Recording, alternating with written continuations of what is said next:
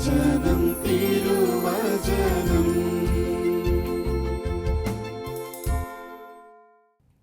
ഈശോയിൽ ഏറ്റവും പ്രിയപ്പെട്ടവരെ, ഇന്ന് നാം ചിന്തിക്കുക നമ്മെ സ്വതന്ത്രരാക്കുന്ന ഈശോയെക്കുറിച്ചാണ്. കർത്താവിൻ്റെ വലിയ ശക്തിയെക്കുറിച്ച്, യേശുവിൻ്റെ വചനത്തിൻ്റെയും യേശുവിൻ്റെ നാമത്തിൻ്റെയും അത്ഭുത ശക്തിയെക്കുറിച്ച് അറിയുന്ന ഒരു വ്യക്തിക്കും അടിമത്തത്തിലായിരിക്കാൻ കഴിയുകയില്ല. അടിമത്തത്തിൽ നിന്ന് അവനെ വിടുവിക്കാൻ ആകാശത്തിൻ്റെ കീഴിൽ മനുഷ്യരുടെ ഇടയിൽ നമ്മുടെ രക്ഷയ്ക്ക് വേണ്ടി നൽകപ്പെട്ട ഏകനാമം അത് യേശുവിൻ്റെ നാമമാണ്. വെളിപാട് പുസ്തകത്തിൽ കർത്താവിൻ്റെ അതുല്യമായ ശക്തിയെക്കുറിച്ച് വചനം രേഖപ്പെടുത്തിയിരിക്കുകയാണ്. 3-ാമത്തെ അധ്യായം 7, 8, 9 വചനങ്ങൾ. പരിശുദ്ധനും സത്യവാനും ദാവീദിന്റെ താക്കോൽ കൈവശമുള്ളവനും മറ്റാർക്കും അടയ്ക്കാൻ കഴിയാത്തവണ്ണം തുറക്കുന്നവനും മറ്റാർക്കും തുറക്കാൻ കഴിയാത്ത വിധം അടയ്ക്കുന്നവനും ആയവൻ പറയുന്നു, നിന്റെ പ്രവൃത്തികൾ ഞാൻ അറിയുന്നു. ഇതാ നിന്റെ മുമ്പിൽ ആർക്കും പൂട്ടാൻ കഴിയാത്ത വിധം തുറന്നു കിടക്കുന്ന ഒരു വാതിൽ ഞാൻ സ്ഥാപിച്ചിരിക്കുന്നു. നിന്റെ ശക്തി പരിമിതമാണ്, എങ്കിലും നീ എൻ്റെ വചനം കാത്തു എൻ്റെ നാമം നിഷേധിച്ചില്ല. വെളിപാട് പുസ്തകം 3-ാമത്തെ അധ്യായം 7, 8, 9 വചനങ്ങൾ നമ്മൾ വായിക്കുമ്പോൾ 7-ാമത്തെ വചനത്തിൽ ഇങ്ങനെ പറയുകയാണ്, കർത്താവ് പരിശുദ്ധനാണ്, അവൻ സത്യവാനാണ്, ദാവീദിന്റെ താക്കോൽ കൈവശമുള്ളവനാണ്. 3 കാര്യങ്ങളാണ് പ്രധാനമായും പറഞ്ഞു വെക്കുക. പരിശുദ്ധനായ തമ്പുരാൻ, സത്യവാനായ തമ്പുരാൻ, അസത്യങ്ങൾക്ക് മുകളിൽ നിൽക്കുന്ന ആധിപത്യം സ്ഥാപിച്ചിരിക്കുന്ന സത്യമായ യേശുക്രിസ്തുവും അശുദ്ധിക്ക് മുകളിൽ നിൽക്കുന്ന അതിൻ്റെ മേലെ ആധിപത്യം സ്ഥാപിച്ചിരിക്കുന്ന പരിശുദ്ധനായ യേശുവിനെക്കുറിച്ച് വചനം വ്യക്തമായി പഠിപ്പിച്ചു വെക്കുമ്പോൾ ഒരു കാര്യം പറയുക, അവൻ്റെ കയ്യിൽ ദാവീദിന്റെ താക്കോൽ കൈവശമുണ്ട് എന്ന്. ഈ താക്കോലിന് പ്രത്യേകതയുണ്ട്, അവൻ അടച്ചാൽ ആരും തുറക്കില്ല, അവൻ തുറന്നാൽ ആരും അടയ്ക്കില്ല. ഇന്ന് ദൈവജനം പ്രധാനമായി മനസ്സിലാക്കേണ്ട ഒരു കാര്യമുണ്ട്. പല മക്കളും ഈ ഒരു വലിയ സത്യം മനസ്സിലാക്കാതെ കെട്ടിലും കെട്ടുപാടിലും തകർച്ചയിലും കഴിയുന്നതായി കാണാൻ പറ്റും. ദുരിതങ്ങളും വേദനകളും ജീവിതത്തിലേക്ക് കടന്നു വന്ന് നിരാശയിലകപ്പെട്ടിരിക്കുന്ന മക്കളെ കാണാൻ പറ്റും, ഭയപ്പെട്ടിരിക്കുന്ന മക്കളെ കാണാൻ പറ്റും. എന്നാൽ അവരുടെ ജീവിതത്തിലേക്ക് രക്ഷാകരമായ സന്ദേശം പോലെ ഈ വചനം ജീവിതത്തോട് ചേർത്ത് വയ്ക്കണം. പരിശുദ്ധനും സത്യവാനും ദാവീദിന്റെ താക്കോൽ കൈവശമുള്ളവനും മറ്റാർക്കും അടയ്ക്കാൻ കഴിയാത്തവൻ തുറക്കുന്നവനും മറ്റാർക്കും തുറക്കാൻ കഴിയാത്തവൻ അടയ്ക്കുന്നവനും ആയവൻ പറയുന്നു. എന്താ പറയുക? നിന്റെ മുമ്പിൽ ആർക്കും പൂട്ടാൻ കഴിയാത്ത വിധം തുറന്നു കിടക്കുന്ന ഒരു വാതിൽ സ്ഥാപിച്ചിരിക്കുന്നു. പ്രിയപ്പെട്ട ദൈവമക്കളെ, സ്വർഗരാജ്യത്തിലേക്കുള്ള എൻ്റെ ജീവിതത്തിൻ്റെ ഈ യാത്രയിൽ സ്വർഗത്തിലേക്കുള്ള ഒരു വഴി അത് കുരിശിൽ എനിക്ക് വേണ്ടി തുറന്നത് ക്രൂശിതനായ യേശു ക്രിസ്തുവെങ്കിൽ അവൻ സത്യവാനാണ്, അവൻ പരിശുദ്ധനാണ്. അവൻ്റെ കയ്യിൽ ആർക്കും പൂട്ടാൻ പറ്റാത്ത വിധത്തിലും തുറന്നാൽ ആർക്കും അടയ്ക്കാൻ പറ്റാത്ത വിധത്തിലുമുള്ള ശക്തമായ അധികാരങ്ങളുണ്ട്. ദൈവമക്കൾ ഇത് തിരിച്ചറിയാതെ വരുമ്പോൾ ഭയത്തിലായിരിക്കുകയാണ്. തിന്മ ഇന്ന് ദൈവമക്കളെ കീഴടക്കി വെച്ചിരിക്കുകയാണ്. യെശയ്യാ പ്രവാചകന്റെ പുസ്തകം 22-ാം അധ്യായം 22-ാമത്തെ വചനം. 22-ാം അധ്യായം 22-ാമത്തെ വചനത്തിൽ നാം ഇപ്രകാരം വായിക്കുകയാണ്. പ്രവാചകൻ വർഷങ്ങൾക്ക് മുമ്പേ വെളിപ്പെടുത്തിയിരിക്കുന്ന വചനഭാഗമാണ്. ഇപ്രകാരം പറഞ്ഞു വെക്കുന്നു, ദാവീദ് ഭവനത്തിന് താക്കോൽ അവൻ്റെ തോളിൽ ഞാൻ വച്ചു കൊടുക്കും. അവൻ തുറന്നാൽ ആരും അടയ്ക്കുകയോ അവൻ അടച്ചാൽ ആരും തുറക്കുകയോ ഇല്ല.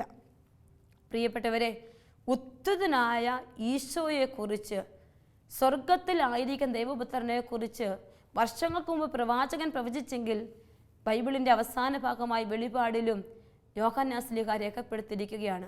ആ കർത്താവ് ഇന്ന് നമ്മുടെ കൂടെയുണ്ട്. ഇനി കർത്താവിൻ്റെ ശക്തി എൻ്റെ ജീവിതത്തിൽ ഞാൻ അനുഭവിച്ചറിയാൻ എനിക്ക് 2 വലിയ കാര്യങ്ങൾ മതി. 1, അവൻ്റെ വചനം എൻ്റെ ജീവിതത്തിലുണ്ടാവണം. 2, അവൻ്റെ നാമം എൻ്റെ അധരത്തിലുണ്ടാവണം. യേശുനാമത്തിലും യേശു വചനത്തിലും ഞാനും നിങ്ങളും ജീവിക്കാൻ തുടങ്ങുമ്പോൾ അസാധ്യങ്ങൾ സാധ്യങ്ങളാണ്. പ്രിയപ്പെട്ട മക്കളെ, ഒരുപാട് ജീവിതാനുഭവങ്ങളിൽ നിന്ന് എന്നെ ചിന്തിപ്പിക്കുന്ന ഒത്തിരി കാര്യങ്ങളുണ്ട്. ഒരു മകൻ സംസാരിച്ചപ്പോൾ ഇപ്രകാരം പറയുകയാണ്, വർഷങ്ങളായി 7 വർഷമായി ന്യൂസിലൻഡിൽ ജോലിക്ക് പോയി. അവിടെ പോയി പഠിച്ചു. 2 വർഷക്കാലം ജോലി ചെയ്തു. പഠിച്ച ജോലിയൊന്നും കിട്ടിയില്ല. ജോലി നഷ്ടപ്പെട്ട് ഒരു കൂട്ടുകാരൻ്റെ വീട്ടിൽ അദ്ദേഹത്തിൻ്റെ ഭാര്യ പറയുന്നത് തറ തുടച്ചും തുണി കഴുകിയും മക്കൾക്ക് ഭക്ഷണമുണ്ടാക്കിയും കൊടുത്ത് ഒരു വേലക്കാരേക്കാൾ കഷ്ടമായി ഒരു പുരുഷൻ വേറൊരു കുടുംബത്തിൽ ജീവിക്കുമ്പോൾ സങ്കടപ്പെട്ട് വേദനിച്ച് സംസാരിച്ച് വിളിച്ച് പ്രാർത്ഥിക്കാനായിട്ട് ആവശ്യപ്പെട്ടപ്പോൾ പരിശുദ്ധാത്മാവ് തന്ന പ്രേരണയനുസരിച്ച് വചനം പറഞ്ഞു കൊടുത്തു.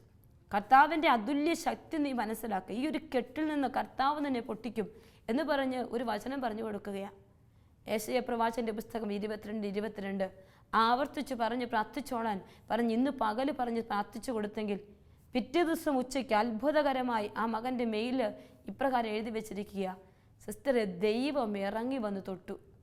അത് മറ്റൊരു വിധത്തിലല്ല, അന്ന് വരെ പ്രതീക്ഷിക്കാത്ത ഒരു ഓഫർ, ജോലി ഓഫർ ഏറ്റവും മുന്തിയ കമ്പനിയിലേക്ക് ദൈവം കൊടുക്കുമ്പോൾ ഒരു മനുഷ്യൻ തൻ്റെ നിസ്സഹായ അവസ്ഥയിൽ വേദനയിൽ കിടന്ന് കർത്താവിൻ്റെ വചനത്തിന് വേണ്ടി ദാഹിച്ച് വചനം പറഞ്ഞ് പ്രാർത്ഥിക്കുമ്പോൾ ആ കെട്ട് അതുപോലെ 2 വർഷമായി പൂട്ടപ്പെട്ട് കെട്ടിയിരിക്കുന്ന ആ കെട്ട് ഈശോ വരും.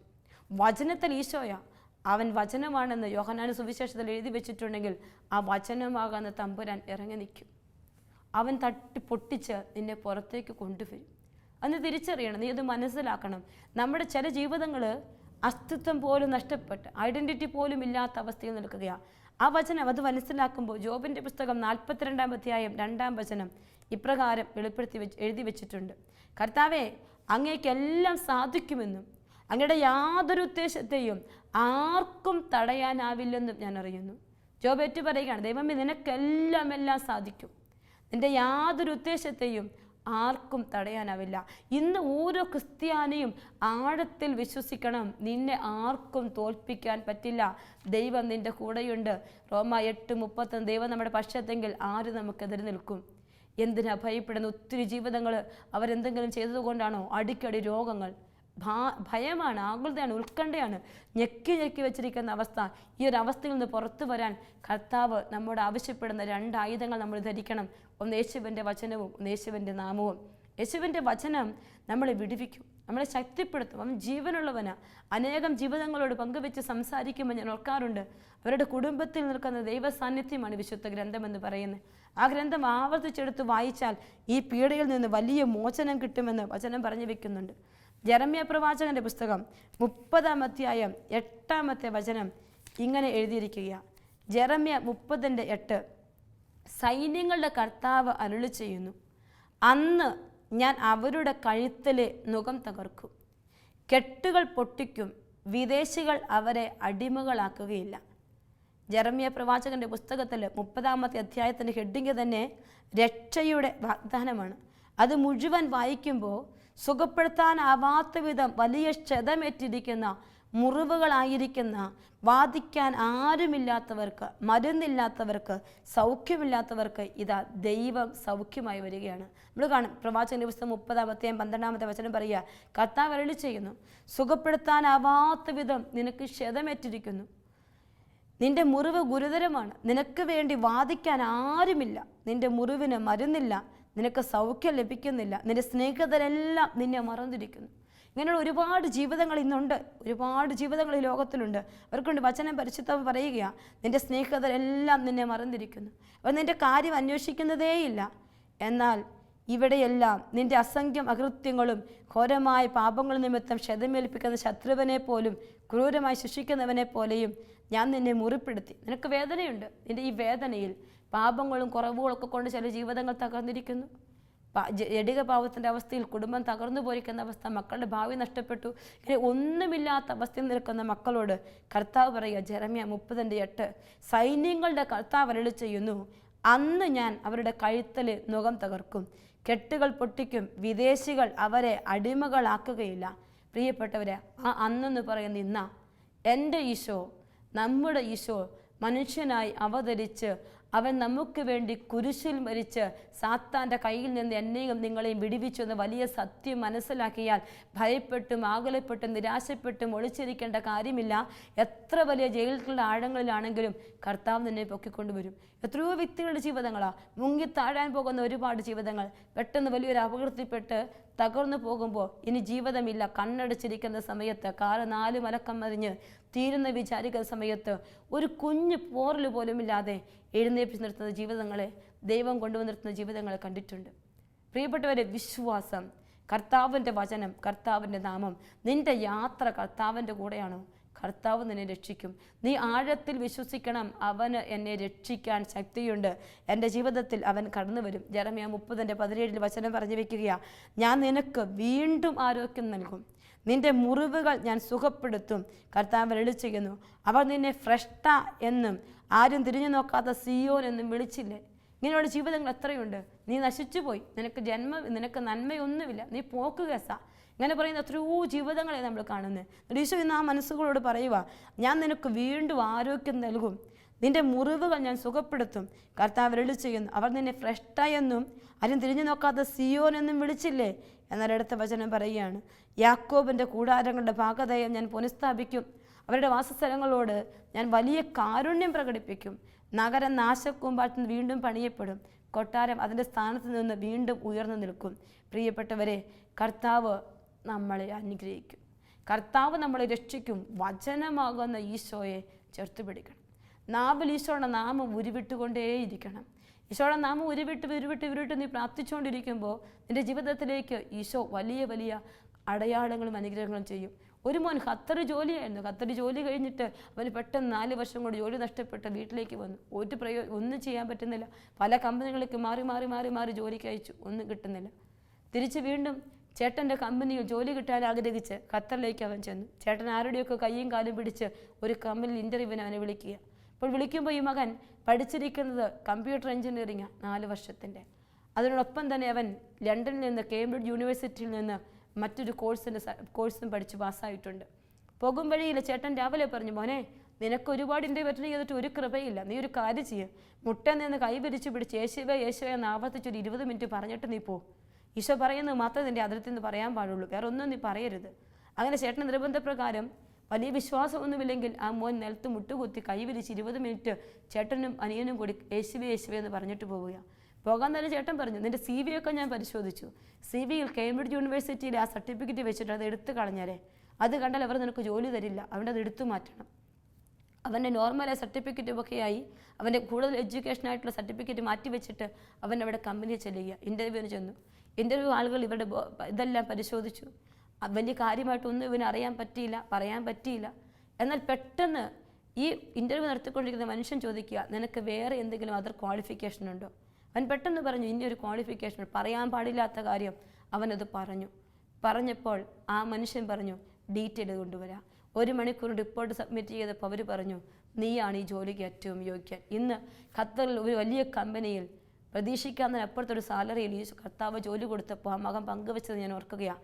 സിസ്റ്ററെ, അധരങ്ങളിൽ യേശുവിൻ്റെ നാമം ആവർത്തിച്ച് പറഞ്ഞപ്പോൾ ഞാൻ പറയാൻ ആഗ്രഹിക്കാത്ത കാര്യങ്ങൾ കർത്താവിൻ്റെ ആത്മാവ് എൻ്റെ അധരത്തിലൂടെ സംസാരിച്ചു. ഒരു വ്യക്തി എത്ര വലിയ കുടുക്കിലും കെടുതലും ദുരിതത്തിലുമാണോ, നിൻ്റെ അധരത്തിൽ യേശുനാമം ഉണ്ടാവണം. ആ യേശു നിന്നെ മോചിപ്പിക്കും, ആ യേശു നിന്നെ അനുഗ്രഹിക്കും. യേശുവിൻ്റെ വചനം നീ വായിച്ച് പ്രാർത്ഥിക്കാൻ തുടങ്ങണം. കർത്താവ് പറഞ്ഞില്ലേ, ഒന്നിനും കൊള്ളാത്തവനെ നിന്നെ പറഞ്ഞു, നിന്നെ ഞാൻ ഉയർത്തി നിർത്തും, നിൻ്റെ ഐശ്വര്യം ഞാൻ പുനഃസ്ഥാപിക്കും, നിൻ്റെ മുഖവും നിൻ്റെ കെട്ടുപാടുകളും ഞാൻ പൊട്ടിക്കും. യേശുവിൻ്റെ ശക്തി തിരിച്ചറിയാതെ വരുമ്പോൾ നമ്മൾ തകർന്നു പോകും. പ്രിയപ്പെട്ടവർ, ഇങ്ങനെ കർത്താവിൻ്റെ ശക്തി തിരിച്ചറിയാൻ എനിക്കും നിങ്ങൾക്കും പറ്റാതെ പോയാൽ അസ്തിത്വം തന്നെ പോകും. ഈ ഭൂമിയിൽ ദൈവശക്തി അറിയാതെ പോകുമ്പോൾ ചില ജീവിതങ്ങൾ ഭയം കൊണ്ട് തകർന്നു, കുടുംബത്തിൽ രക്ഷയില്ല, വേദനയായി ഭാരമായി പോകും. നമ്മൾ അങ്ങനെ ദൈവകൃപയിൽ ശക്തിയെ തിരിച്ചറിയാതെ ദൈവശക്തിയെ മറുതലിച്ചു പോയ ഒരു വ്യക്തിയെ നമ്മൾ കാണുകയാണ്. അതാണ് യോന പ്രവാചകൻ. യോന പ്രവാചകനെ ഒരുപാട് തവണ നമ്മൾ കേട്ടിട്ടുണ്ട്, നമുക്ക് പരിചയമുള്ള ഒരു വ്യക്തിയാണ്. അപ്പോൾ യോന പ്രവാചകൻ്റെ ജീവിതം മൊത്തം നമുക്കറിയാം. കർത്താവ് പറഞ്ഞതനുസരിക്കാതെ പോയി നിനിവയിലേക്ക് പോകേണ്ടടുത്ത് താർശീസിലേക്ക് പോയി കപ്പലിൽ കിടന്നുറങ്ങി. അവിടെ കിടന്നുറങ്ങിയിട്ട് അവനെ കപ്പലിൽ നിന്നെടുത്ത് കടലിലേക്ക് ഇട്ടു. ഇനിയാണ് നമ്മൾ ശ്രദ്ധിക്കേണ്ടത്, കടലിലേക്ക് ആഴപ്പെട്ടു പോവുക മാത്രമല്ല, ഒരു വ്യക്തി ചെന്ന് ഒരു ദുരിതത്തിൽപ്പെട്ട ആ ദുരിതത്തിൽ നിന്ന് വീണ്ടും അടുത്ത ദുരിതത്തിലേക്ക് പോവുകയാണ്. നമ്മൾ കാണും, നമ്മുടെ ക്രിസ്തീയ ജീവിതങ്ങൾ പോലും ഈ കർത്താവിനെ മറന്നു പോയി കഴിയുമ്പോൾ, കർത്താവിൻ്റെ ശക്തി തിരിച്ചറിയാതെ പോയി കഴിയുമ്പോൾ ചെന്നുപെടും ഒരു കുഴിയിലേക്ക്. വീണ്ടും അവിടുന്ന് അതിലും വലിയ കുഴിയിലേക്ക് പോകും. യോനായുടെ ജീവിതം അതാ. കപ്പലിൽ നിന്ന് ഇറങ്ങി കടലിലേക്ക് പോയി, കടലിൽ ചെന്നു, കടലിൽ നിന്ന് അവൻ വീണ്ടും പോയി തിമിംഗലത്തിൻ്റെ ഉള്ളിലേക്ക്. പ്രത്യക്ഷത്തിൽ യോന ദേശത്തെങ്ങുമില്ല. കടലിലെറിഞ്ഞെന്ന് ആരെങ്കിലും പറഞ്ഞാൽ പോലും, മുങ്ങി തപ്പിയാൽ പോലും യോനായെ കാണാനില്ല. യോനയുടെ കുടുംബം പോലും ഇല്ല. യോന എന്ന് പറയുന്ന വ്യക്തി ഭൂമുഖത്ത് നിന്ന് എല്ലാവരുടെയും മനസ്സിൽ നഷ്ടപ്പെട്ടു പോയി. ഒരു വ്യക്തി മുങ്ങാൻ കുഴിയിട്ട് ഇറങ്ങിച്ചെന്നാൽ കാണാൻ പറ്റില്ല. ഏതെങ്കിലും മത്സ്യത്തെ പിടിച്ചു നോക്കിയാൽ കാണാൻ പറ്റില്ല. എവിടെ, ഏത് തിമിംഗലത്തിൻ്റെ വയറ്റിൽ, ഒന്നും അറിയില്ല. ചില കുടുംബങ്ങൾ അങ്ങനെയുണ്ട്. കർത്താവിനെ മറന്നും ശുശ്രൂഷ പല പല കാര്യങ്ങൾ ജീവിച്ചുമൊക്കെ കർത്താവിന് സ്ഥാനം കൊടുക്കാൻ തകർച്ച വന്നു. ഒരു തകർച്ചയിൽ നിന്ന് വേറൊരു തകർച്ചയിലേക്ക്, അതിൽ വലിയ തകർച്ചയിലേക്ക്. ഇന്ന് അവരൊന്നും ഇല്ലാത്തൊരവസ്ഥയിൽ കർത്താവെ എന്ന് വിളിക്കാൻ പോലും പറ്റാത്ത വിധത്തിൽ, മനുഷ്യരുടെ മുമ്പിൽ നിൽക്കാൻ പറ്റാത്ത വിധത്തിൽ വേദനിക്കുന്ന ഒരുപാട് ജീവിതങ്ങളുണ്ട്. ആ ജീവിതങ്ങളുടെ അവസ്ഥ ഇന്നിപ്പോൾ യോനയുടെ അവസ്ഥ. യോന ഇങ്ങനെ കിടക്കുകയും യോനയെ ആർക്കും കാണാൻ പറ്റുന്നില്ല. ഇങ്ങനെ കിടക്കുമ്പോൾ യോന തിമിംഗലത്തിൻ്റെ ഉദരത്തിലാണ് കിടക്കുക, ഉള്ളിൽ. നമ്മൾ പ്രപഞ്ചത്തിലേക്ക് നോക്കുമ്പോൾ ഒരു വലിയ സത്യം നമ്മൾ മനസ്സിലാക്കും. പ്രപഞ്ചം എപ്പോഴും ദൈവത്തെ അനുസരിക്കും. മനുഷ്യർ ദൈവത്തെ അനുസരിക്കില്ല, പക്ഷേ പ്രപഞ്ചം ദൈവത്തെ അനുസരിക്കും. എന്ന് പറഞ്ഞാൽ കർത്താവ് പറഞ്ഞു കൊടുങ്കാറ്റെ ശാന്തമാകും, ശാന്തമായി. കർത്താവ് പറഞ്ഞു ആ പത്രോസിൻ്റെ വലയിൽ മീനില്ല. പത്രോസിനോട് നീ വലതുവശത്തേക്ക് നീക്കി വലയിട്ടു. എവിടുന്നോ എല്ലാ മീനും കൂടി ഓടി വന്നു. കർത്താവ് എന്ത് പറയുന്നു അത് പ്രപഞ്ചം അനുസരിക്കും. പ്രപഞ്ചത്തിന് ദൈവത്തെ അനുസരിക്കാതിരിക്കാൻ പറ്റില്ല. അപ്പോൾ ഈ മത്സ്യത്തിൻ്റെ ഉദരത്തിൽ കിടക്കുകയാണ് യോന. യോനായെ കാണാൻ ആരുമില്ല, മനസ്സിലാക്കാൻ ആരുമില്ല. ഇന്ന് എൻ്റെയും നിങ്ങളുടെയും ജീവിതം ആരും മനസ്സിലാക്കാനില്ല. എഴുന്നേക്കാൻ പറ്റാത്ത വിധത്തിൽ പിടിച്ചു കെട്ടി അടച്ച് തകർന്നു കിടക്കുവാണ്. നീ എന്ത് ചെയ്യണമെന്നറിയോ? യോനയുടെ അവസ്ഥ ഇവിടെ പറഞ്ഞു വെച്ചിട്ടുണ്ട്. 2-ാം അധ്യായം 6-ാമത്തെ വചനം. പർവ്വതങ്ങൾ വേരുവാകിയിരിക്കുന്ന സമുദ്രത്തിൻ്റെ അടിത്തട്ടിലേക്ക് ഞാൻ ഇറങ്ങിച്ചു. അതിൻ്റെ ഓടാമ്പലുകൾ എന്നേക്കുമായി എന്നെ അടച്ചുപൂട്ടി. എങ്കിലും എൻ്റെ ദൈവമായ കർത്താവെ, അങ്ങ് എൻ്റെ ജീവനെ പാതാളത്തിൽ നിന്ന് പൊക്കിയെടുത്തു. ഓർക്കണം, സമുദ്രത്തിൻ്റെ അടിത്തട്ടിൽ ഒരുപാട് പർവ്വതങ്ങളുണ്ട്. ആ പർവ്വതങ്ങളുടെ അകത്ത്, ആ സമുദ്രത്തിൻ്റെ ആഴത്തിൽ തിമിംഗലം കിടക്കുന്നു. ആ തിമിംഗലത്ത് അപ്പം പറയാം എല്ലാ ഓടാമ്പലുകളും ഒരു വിധത്തിൽ രക്ഷപ്പെടാൻ പറ്റില്ല, ഇനി രക്ഷയില്ല. അങ്ങനെ ഇരിക്കുന്ന അവസ്ഥയിൽ ഈ മത്സ്യത്തോട് കൽപ്പിക്കാൻ ഒരു മുങ്ങൽ വിദഗ്ധനും പറയാൻ പറ്റില്ല, ഒരു ദർശനക്കാരനും പറയാൻ പറ്റില്ല ഈ മത്സ്യത്തിൻ്റെ ഉദരത്തിൽ യോനയെ തിരിച്ചു കൊണ്ടുവരാൻ. എന്നാൽ ആ അവസ്ഥയിലും ദൈവമേ എന്ന് യോന വിളിച്ചു. അതുപോലെ ഈ ഒരവസ്ഥയിൽ നീ നിൻ്റെ രക്ഷകനായ യേശുവിനെ യേശുവേ യേശുവേ യേശുവേ വിളിക്ക്. വരും കർത്താവ്. കർത്താവ് അവിടെ എന്ത് സംഭവിച്ചു? കർത്താവ് മത്സ്യത്തോട് കൽപ്പിച്ചു, മത്സ്യം യോനായെ ഛർദ്ദിച്ചിട്ടു. അതാണ് വചനം എഴുതിയിരിക്കുന്നത്. മത്സ്യത്തോട് കൽപ്പിച്ചു. അപ്പം പ്രപഞ്ചം ദൈവത്തെ അനുസരിക്കുന്നത് കൊണ്ട് പ്രപഞ്ചത്തോട് അല്ലെങ്കിൽ മത്സ്യത്തോട് ദൈവം എന്ത് പറഞ്ഞു അതനുസരിച്ച് യോന പുറത്തു വന്നു. നമ്മൾ കാണുന്ന മറ്റൊരവസ്ഥ കൂടി കാണുന്നു. ഈശോയുടെ ശിഷ്യരിൽ പത്രോസ്ലീഹ ചങ്ങലകളാൽ ബന്ധിക്കപ്പെട്ട് കാരാഗൃഹത്തിൽ കിടക്കുന്ന ഒരു സമയം. അത് മറ്റൊരു വിധത്തിലുള്ള ബന്ധനമാണ്, യേശുവിനെ പ്രതിയുള്ള ബന്ധനം. ചില ജീവിതങ്ങളിലെ ബന്ധനങ്ങൾ സ്വന്തം കുറവുകൾ കൊണ്ടും പാപങ്ങൾ കൊണ്ടും തകർക്കപ്പെട്ട അവസ്ഥ. പ്രിയപ്പെട്ടവരെ, നമ്മുടെ ജീവിതത്തിൽ തകർച്ചകളും വേദനകളും പല വിധത്തിലാണ് കടന്നു വരിക. ഏത് വിധത്തിലുള്ള ബന്ധനമാണെങ്കിലും മോചനിപ്പിക്കാൻ ഈശോ വരും. ഈശോ വരുമെന്ന് നീ നിൻ്റെ മനസ്സിനോട് പറയണം. പ്രശ്നങ്ങൾ ആരംഭിക്കുമ്പോൾ തന്നെ നീ വിളിക്കണം യേശുവിനെ. പ്രശ്നങ്ങളെല്ലാം കുഴഞ്ഞു മറിഞ്ഞിട്ട് വിളിക്കുന്നതിനപ്പുറത്ത് പ്രശ്നങ്ങൾ തുടങ്ങി, അടി തെറ്റിത്തുടങ്ങി, എൻ്റെ കൺട്രോൾ വിട്ടു തുടങ്ങി എന്ന് തോന്നുമ്പോൾ തന്നെ ഈശോയെ വിളിക്കണം. ഇവിടെ കാരാഗൃഹത്തിൽ ഇരു ചങ്ങലകളെ ബന്ധിതനായി 2 പടയാളികളുടെ മധ്യേ പത്രോസ് ഉറങ്ങുകയാണ്. അത് 1-ാം ദിവസമാണ്. കാരാഗൃഹത്തിൽ അടയ്ക്കപ്പെട്ട അതേ ദിവസം, അതായത് പരസ്യ വിചാരണയ്ക്ക് പുറത്തു കൊണ്ടുവരാൻ ഹെരോദാസ് ഉദ്ദേശിച്ചതിൻ്റെ തലേ രാത്രി പത്രോസ് ഇരു ചങ്ങലകളെ ബന്ധിതനായി 2 പടയാളികളുടെ മധ്യേ ഉറങ്ങുമ്പോൾ പട്ടാളക്കാർ കാരാഗൃഹവാതിൽക്കൽ കാവൽ നിൽപ്പുണ്ട്. പെട്ടെന്ന് കർത്താവിൻ്റെ ദൂതൻ പ്രത്യക്ഷനായി. മുറിയാകെ പ്രകാശം നിറഞ്ഞു. അവൻ പത്രോസിനെ പാർശ്വത്തിൽ തട്ടി ഉണർത്തിക്കൊണ്ട് പറഞ്ഞു, വേഗം എഴുന്നേൽക്കൂ. അപ്പോൾ അവൻ്റെ കൈകളിൽ നിന്ന് ചങ്ങലകൾ താഴെ വീണു. ദൂതൻ അവനോട് പറഞ്ഞു, നീ അരമുറക്കി പാദരക്ഷകൾ അണിയുക. അവൻ അങ്ങനെ ചെയ്തു. അങ്ങനെ പത്രോസ് സ്വതന്ത്രനായി. പ്രിയപ്പെട്ട ദൈവമക്കളെ, ഞാനും നിങ്ങളും ജീവിക്കുന്ന ഈ കാലഘട്ടത്തിൽ, ഈ ജീവിതത്തിൽ ഒരുപാട് വിധത്തിൽ നമ്മൾ തകർച്ചകളിലും ബന്ധനങ്ങളിലും കെട്ടുപാടുകൾ അകപ്പെട്ടു പോകും. എനിക്ക് സ്വയം രക്ഷപ്പെടാൻ പറ്റാത്ത വിധത്തിൽ പല വിധത്തിൽ ഞാൻ തകർന്നു പോകുന്ന അവസ്ഥകളുണ്ട്. എൻ്റെ കർത്താവിൻ്റെ വലിയ അനുഗ്രഹം സ്വന്തമാക്കാൻ പറ്റാത്ത വിധത്തിൽ എന്നെ അടച്ചു വെച്ചിരിക്കുന്ന ജീവിതങ്ങളുണ്ട്. നമുക്കറിയാം ഈശോയുടെ ജീവിതകാലത്ത് ഒരുപാട് പിശാച് ബാധിതരെ ഈശോയുടെ അടുക്കലേക്ക് കൊണ്ടുവരും. ഒത്തിരി മക്കളെ പിശാച് തന്നെ അടിമപ്പെടുത്തി കെട്ടിയിട്ടിരിക്കുന്ന അവസ്ഥകൾ, പിശാച് ബാധിച്ച് ബാലനെ കർത്താവ് സുഖപ്പെടുത്തുന്നത്, ഒരുപാട് ജീവിതങ്ങളെ പിശാച് ഇങ്ങനെ കെട്ടിയിട്ടുള്ള അവസ്ഥകളുണ്ട്. അവിടെയൊക്കെ ഈശോ വചനത്തിൻ്റെ അത്ഭുത ശക്തിയാൽ, കർത്താവിൻ്റെ ഒരു കൽപ്പനയാൽ പുറത്തു വരുമെന്നൊരു വാക്ക് പറഞ്ഞപ്പോൾ ഈശോ അവരെയൊക്കെ വിടുവിച്ചെങ്കിൽ, ഇന്ന് എൻ്റെ ജീവിതത്തിൽ ആത്മീയവും ഭൗതികവുമായ കെട്ടുപാടുകൾ ഞാൻ അകപ്പെട്ടു പോകുമ്പോൾ, ഞാൻ എന്ന വ്യക്തി തീരാൻ പോകുന്നെന്ന് എനിക്ക് തോന്നുമ്പോൾ എൻ്റെ അധരങ്ങളിൽ ഒരു നാമം ഉണ്ടാകണം, അത് യേശുനാമം. എൻ്റെ ചിന്തകളിലും വാക്കിലും ഹൃദയത്തിലും എപ്പോഴും ഉണ്ടാകണം യേശുവിൻ്റെ വചനം.